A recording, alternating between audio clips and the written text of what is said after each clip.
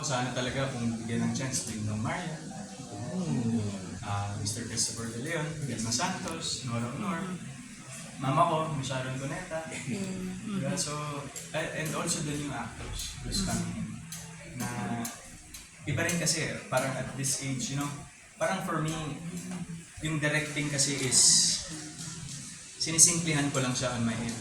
Kumbaga, but I am more leaning into, parang if I have the time, I will study it properly, more academically, para at least I know what I want, the lens, the lighting, the every technicalities of the film, memorize ko siya.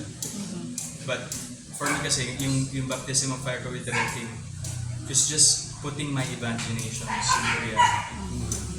Alden, habo lang, since mas nagpo-produce ka na ngayon ng movies, may plan ka bang mag-produce in the future ng something that will integrate your other passion pa, which is gaming? Of course, yes, that's into consideration, but just to tickle your imagination, we have a concept right now. That is, when we were brainstorming this, we were very emotional. The writers, myself, because itong project namin is, hindi ko pa talaga ito pwedeng i-share, but it's gonna be socially relevant. Kasi sobrang, it's a no-brainer. Pag nakita nyo siya, okay, kaya pala.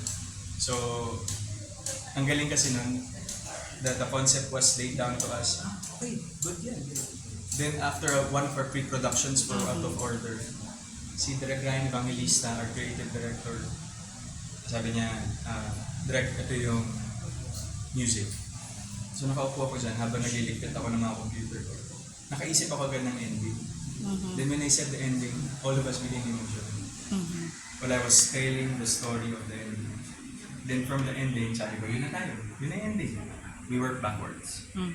How will we make that ending relevant and basta. So yun ang abangan nila for next year. Baka gawin ko na siya.